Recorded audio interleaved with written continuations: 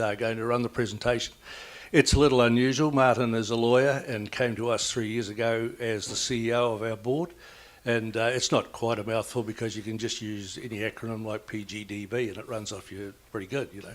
Not like those ABCB before. I thought they had the alphabet wrong in Australia, but that's okay. But look, it is a pleasure to have Martin with us 3 years ago. It would have been impossible to come here a decade ago as the regulator and put on a presentation like this. We were in disarray in New Zealand. The government had sacked our board 3 times in a row. In fact, didn't just sack a few of them, sacked the entire board and left us in some peril. But we're here now, and I'm delighted that Martin's here. He's only asked me really to come up the front here and perhaps answer any technical questions later. That's a little ironic, isn't it, that a lawyer's looking for a plumber to get him out of trouble. But if that does happen, don't worry, folks. I've also brought my deputy chairman with me, a young fellow with a bright mind, so Nick Fetney will answer the really difficult ones. But Martin, please present the presentation on behalf of New Zealand. We're a small country and we have a very open sort of economy, and I think Martin's going to tell you that has pitfalls for us in the plumbing industry. Thank you. Right, thank you very much. What Peter didn't mention is that in New Zealand there's other words they use for PGDB as well. I think the industry call us bastards at times, and a few other similar words. Look, first of all, just to explain the Plumbers, Gasfitters and Drainlayers Board and where we fit into the regulatory framework. We're an independent government regulator, so we're established by statute, and we sit outside all the government departments as a standalone body. And our role in the industry is to educate, register and licence practitioners, discipline practitioners, deal with their continuing professional development, and lastly, police unlicensed people who are doing plumbing, gas fitting and drain laying work. We've been around for over 100 years. We were established back in 1910. And we have a strong public health focus. So a bit like the World Health Organisation describes plumbers as being the most important frontline health workers in the world today, our legislation establishes that our purpose as a board is to ensure the health and safety of the public. And how we're meant to do that is by ensuring that the people doing the work are competent. Now, it was a real highlight for me to attend the Emerging Water Technology Symposium. But really, one thing that was missing from the symposium is obviously it was about products and emerging products. But building on that, it's very important if we're going to have great products like that we actually have people who know what they are doing, who are trained how to do it, actually doing the work. It's all well and good to have good product, but we must have good people doing the work. We're not directly responsible for products in New Zealand. That's the other thing I should point out to you. There is another regulator who's responsible for that. But I'm going to focus today on a number of initiatives that we've taken around the industry itself, the plumbers, gasfitters and drainlayers, that do impact on ensuring that product is installed properly. Now, products is a bit of an issue for us in New Zealand. We do have a very strong building code in New Zealand. We're lucky like that. We do join with Australia in having New Zealand Australian standards, so most of the standards for plumbing that apply in Australia also apply in New Zealand.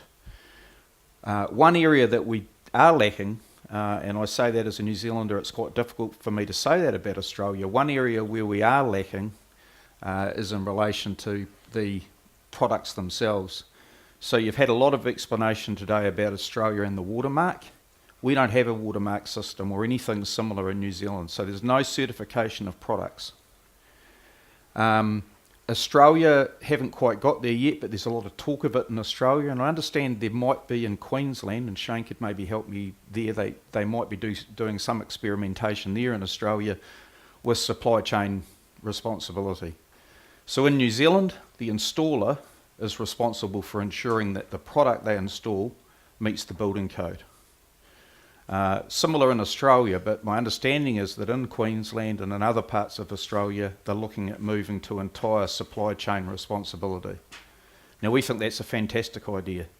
The feedback we get from the industry is that, hey, it's often difficult to tell the difference between what is a complying product and what doesn't comply, particularly when you've got forged products coming onto the market. Why should all the responsibility sit with us? Shouldn't the person who's importing the product and supplying it to us also bear some responsibility? Now, one area where this is raising particular issues for us is around what we call bathroom pods, but prefabricated modular bathrooms that came up today. In Australia and Victoria, what they're looking at doing there is that if the product has a watermark on it, so it's gone through an independent certification process, then that's good enough. You can install the bathroom, modular bathroom. Because we don't have any similar watermark system in New Zealand, what we're seeing is prefabricated bathrooms coming into New Zealand from offshore. The plumbing's already installed and they're already lined, and all the New Zealand plumber is doing is connecting them to the stack. Now, we're saying to the plumbers that creates a particular problem for them, because they could be taking inadvertently liability for all the pipe work that's gone into the walls. So we think that's an emerging area in New Zealand, and we're saying to the government, look, it's difficult to know how you could deal with that effectively unless you were to have a similar watermark scheme that Australia's got, some sort of independent certification scheme. Now, we're finding that products in New Zealand is very connected with unlicensed plumbing, gas fitting and drain laying work. So in parts of New Zealand, particularly Auckland, we've got a real building boom taking place, building on a scale that New Zealand hasn't really seen before.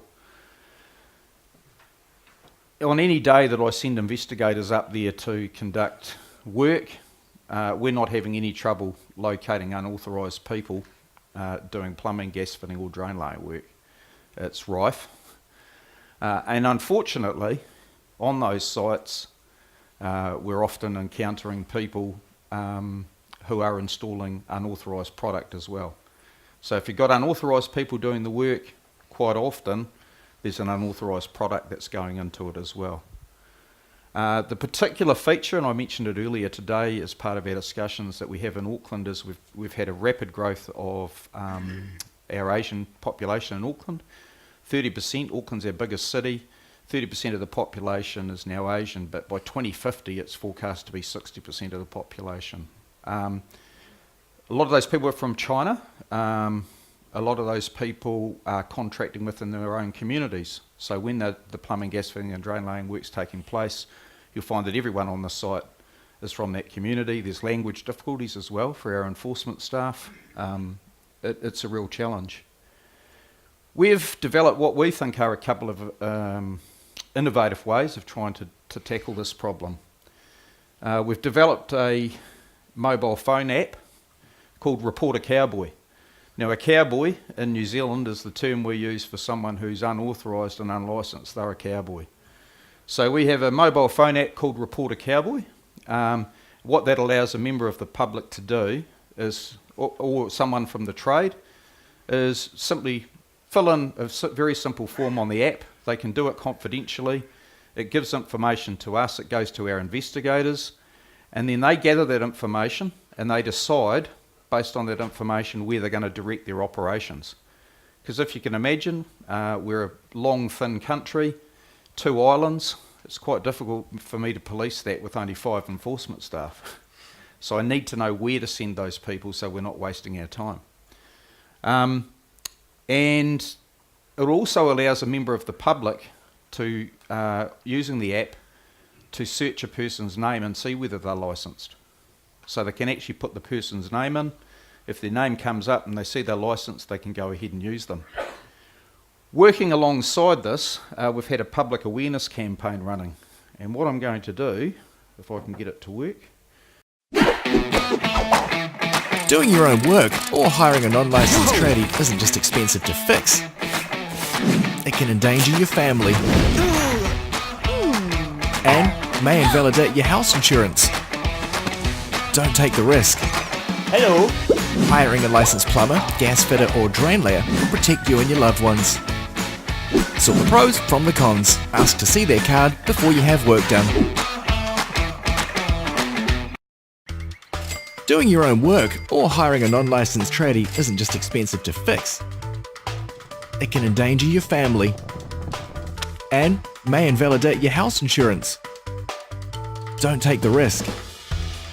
Hiring a licensed plumber, gasfitter or drainlayer will protect you and your loved ones. Sort the pros from the cons. Ask to see their card before you have work done.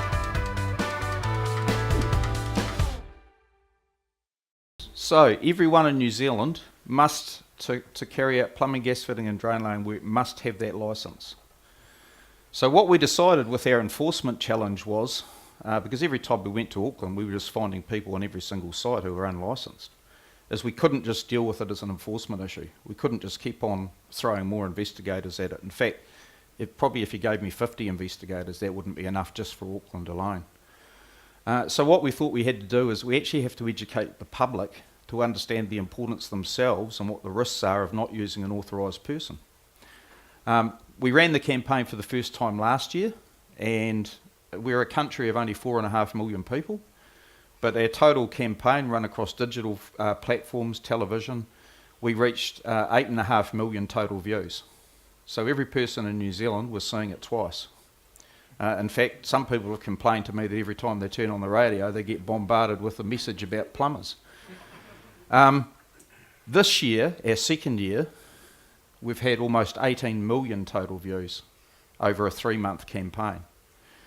And importantly, in terms of judging how successful it was, because one thing we're a bit worried about, New Zealanders are quite reticent to say to someone, "Can I see your card, please?" It's not something they do naturally. It resulted in a 2,827% increase in the public going to our public register site and putting in Peter Jackson's name or someone else's to see if they were licensed. So it has worked. People are going online to check if the person on their property is licensed. This year, because we've got the particular problem in Auckland with a large Asian community, and in particular a Chinese speaking community, we did a couple of different things. We targeted some of the advertising onto Chinese media and also onto the Chinese equivalent of Facebook, which is called WeChat. And what we did, out of that 18 million total views, 5 million of the total views were from China. And then those people were chatting back to the Chinese in New Zealand, and that resulted in a 154% increase in people coming onto our site and looking to have the material translated from English into other languages. So we're trying to get into that community as well and educate those group of consumers. The other thing that we're quite proud of as an initiative is our continuing professional development. In New Zealand every year, if you want to pick up your annual licence, you must have during the previous 12 months undertaken continuing professional development. Now we made a mistake at the start. For the first 3 years we ran it, we had a points gathering scheme, and I'm going to translate this into American terms. That worked really, really well in some cases, but in a lot of cases it was show up at a depot, drink a lot of Budweiser and eat a lot of hot dogs. Which was great if you like Budweiser and hot dogs, but not so good if you're trying to educate your industry. So what we went to was we said, okay, look, why don't we move to a mandatory scheme where we actually pick the topics. So we formed a group of stakeholders, a group of subject matter experts, people from the industry, and said, okay, what's some things we could really school the industry up on? And for instance, in the first year we ran it, one of the topics we picked was products. How do you spot a quality product from a product that's not up to spec? What are the things you can look for? What we do is we run 43 training days throughout New Zealand. So 5,500 people show up at those training days, which is 75% of our industry. The remaining 25% can complete the course online. What we did was we went to one of the major merchants and said, we're going to sell you the naming rights for the CPD. You're not going to have any control or input into the content. We're going to pick the topics, we're going to deliver them. But we'll sell you the naming rights. And we sold those, and as a result we can deliver it to the practitioner for $30 per person. They show up, The merchant's allowed to put on a trade show beforehand where they can see latest products and innovations. They then go into the compulsory part of it for 3 hours, 2.5 to 3 hours. It's interactive. And they come out with some key information. The important message we give to them is this isn't the only continuing professional development you should do. Obviously, if you're going to install a particular product, you want to go and see the manufacturer and attend their courses. But we're giving them basic information. You know, what are the code changes? What are the things that our local councils are reporting to us are continuing problems? Guys, this is the areas where you need to raise your game. One thing that we didn't even plan on it doing, but it's had an impact for us, a really positive impact, is we used to hold consultation meetings throughout New Zealand, and Peter and I would go along to about 10 of those throughout New Zealand and see a total of about 200 people. I now attend half of the CPD days on a rolling basis, and I think in the last year I spoke to 2,500 practitioners. It allows me to outline what our priorities are, but importantly it allows them to give us feedback about what's working for them and what isn't working for us. And what we're also finding is it's becoming a great way for us to gather intelligence about what's going on in each region. So it allows us to then focus our resources at areas where there's problems. And the last thing I want to highlight to you, and this isn't directly tied in with products, but it's another initiative that we're pretty proud of, is what we've been doing with our examinations. So one advantage we have is that although people carry out an apprenticeship, and in New Zealand's case it's a 4-year apprenticeship, before they can actually become registered and then licensed in New Zealand, they must also pass an exam. So we set an exam for them. Until this year, you had 2 chances to sit that exam each year. You could sit it in June or you could sit it in November. It was a paper-based exercise. We've now moved to an electronic exam, and the person can sit it in a major centre every week of the year, and they have their result within 24 hours. So if you've failed and got very close, you don't have to wait another 6 months to resit the exam. You can't sit it every week of the year until you pass it. We do have a stand-down period. We've had a couple of goes in a row. But what we had in the past is we'd have a lot of guys who would get very, very close to passing. Then they'd have to wait 6 more months and they'd just get out of the habit of studying. Better that they can resit it 2 or 3 weeks later when they're ready. The other thing we had to do in New Zealand a couple of years ago, what we found is we looked at our data and said, gee, we've got a whole lot of people that completed apprenticeships that haven't registered or licensed. Why is that? And when I say a lot of people, it's around 500 people, but that's quite a lot for us. What we found was that they probably had dyslexia or something like that, which meant that every time they showed up to sit the exam, they didn't have a hope in hell of passing it. So we created a new class of licence called a Journeyman class of licence. It doesn't give them as many rights as a person who's registered and licensed, but it does give them a registration class that they can register into, so they're not lost to the industry. What we're moving to now is that we're going to have each of those people can undertake an assessment, a literacy assessment essentially. If they have a difficulty, then we're actually going to offer oral competency testing now as an alternative. So you don't have to sit a written exam. You can actually go along and speak with another tradesperson who's going to be trained to undertake a professional conversation, and you can get you through into the trade. Last thing I want to highlight, so I mentioned to you about our approach with the large number of immigrants coming to New Zealand who aren't licensed. The other approach we're taking with them was saying, hey, we're never going to keep them out. We can't do it. Actually, how can we open up the tent and try and get them inside the tent and operating legally? So part of that's that public awareness campaign. So we're not only reaching out to Asian consumers, we're also reaching out to the trade and saying, why don't you come and have your overseas qualifications and skills assessed, and let's see whether it does match New Zealand standards, and if there's gaps, let's organise some remedial training to try and get you licensed. The theory being that if we could get, say, 20% of those people inside the tent, maybe the rest would all follow. But now as a way of trying to kickstart that, and remember New Zealand's predominantly an English-speaking country, we don't have lots of languages. We're actually we're going to be launching a pilot over the next 12 months of running a Mandarin-speaking apprenticeship. So someone can come in, they can be tutored and trained completely in Mandarin, because what we're interested in, are they competent or not? They're still going to have business challenges, although bearing in mind a lot of them will be operating within a Mandarin-speaking community, but we really want to know they're competent. So why not try and get some people inside the tent? That's the presentation from me. I'm very happy to take any questions that you might have. Very nice presentation, very close to home, as we had a discussion before. My name is Jim Finley. I'm from the state of Louisiana.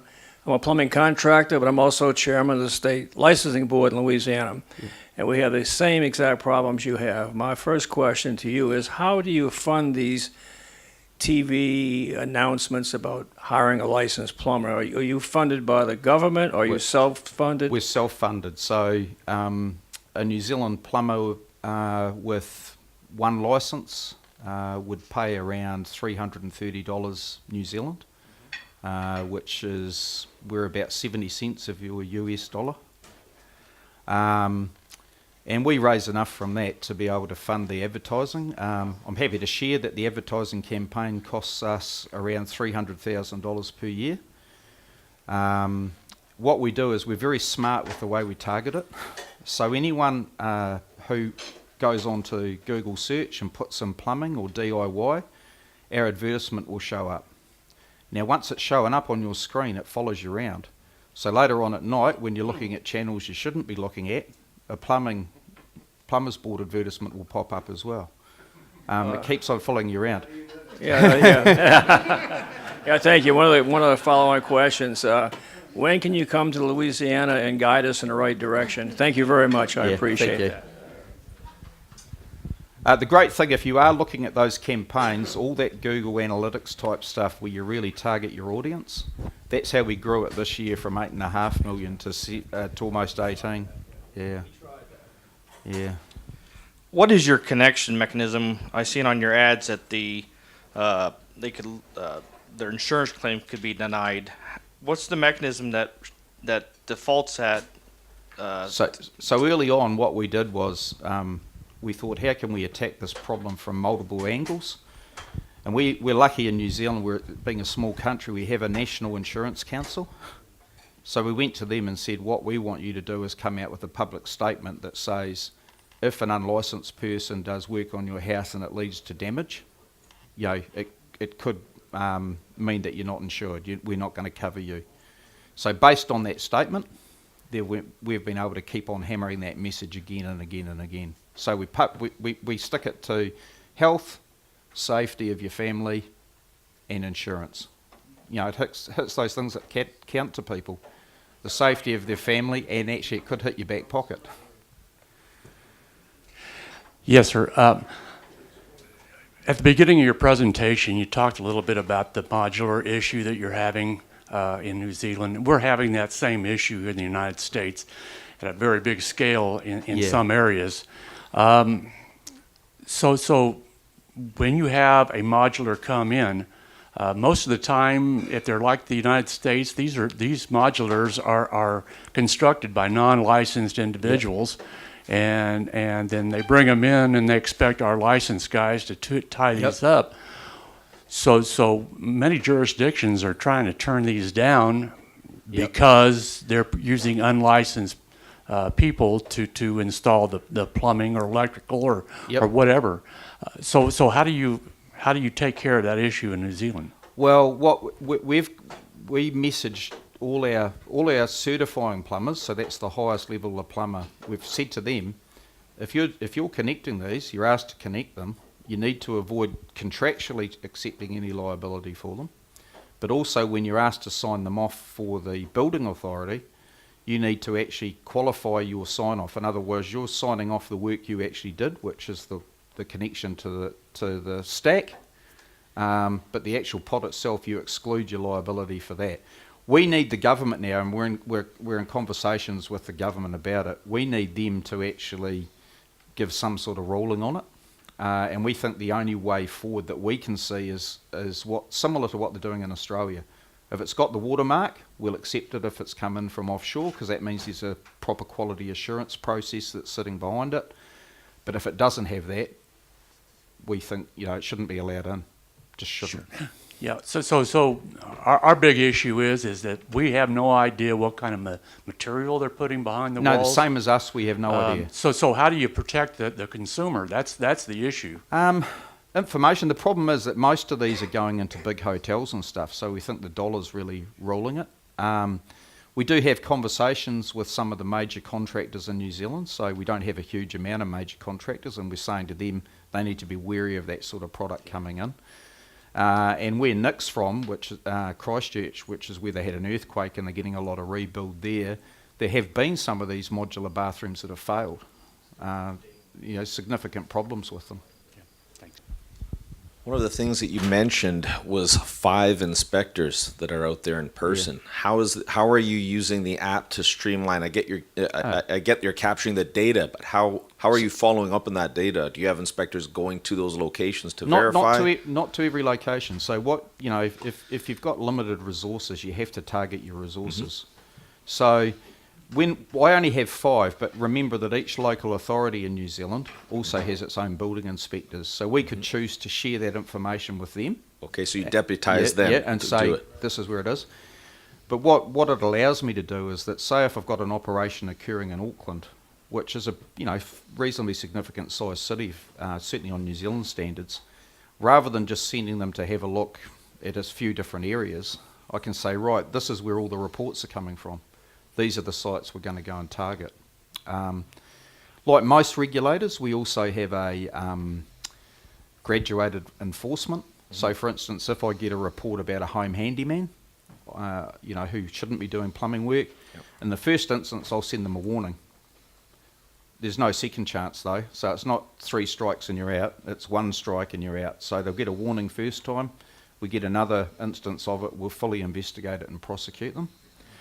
If we happen to find a plumber who should have been licensed, hasn't picked up their annual licence, first time round, similar approach. We'll say to the plumber, look, mate, you got 7 days, 8 days, go and sort it out, pick up your licence. We want you inside the tent. But if they ignore us, or we catch them again, there's no second chance. So, what about the contractors themselves? So you find individuals, do you find the contractors themselves? Ours is an individual licensing regime, so it's individual responsibility. Having said that, it's illegal in New Zealand to knowingly employ someone who's unlicensed. So depending on the circumstances, sometimes if it's really bad, we'll target the individual and the contractor. Sometimes we'll just target the contractor and issue warnings to the individuals. Because it can be the same way how you're monitoring the individuals in the repeat case you escalated. The contractors could be cycling out people that aren't qualified. Yeah, right? The contractors probably don't. Everything's an individual. You have to assess it on an individual basis. Contractors don't get as much leeway as what an individual would. Mm-hmm. Contractors, if it's a bad enough case, we'll look at targeting them. And for instance, last year we targeted someone and their licence was taken off them for, it was suspended for several months, which has a major impact on them. And we do have the power, if they're repeat offenders, we can actually take their licence, cancel their registration completely. Yes, the reason why I'm bringing that up is because we have a problem where that is exactly the case. You'll have honest contractors and then some that cut more corners, and that they'll have people unqualified. And then once they're caught, they'll blame it on that person, cycle them out and put somebody else in that place. No. That tends to happen a bit with us, and it becomes very difficult. And even the people that will work alongside that are qualified will keep their mouth shut because they're afraid to lose their jobs. So I'm just saying that's another consideration that we're trying to push with. Being a small country, intelligence gathering is really important to us. So we gather a lot of intelligence and analyse it and work out what's going on in different regions and what's happening in the construction sector. We'll gather information about contractors or information about individuals, and then based on the analysis of that information, we'll target our enforcement at certain people. We're fortunate at the board. Some of our investigators are from trade backgrounds. You need those people because they've got the technical skills.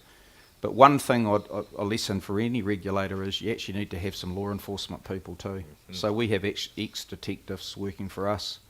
And luckily, we actually also have one who fits into both categories. He was from the trade, then became a detective, and now he's working for us. So those people are very skilled at gathering information from a variety of sources and actually putting together cases that we can prosecute.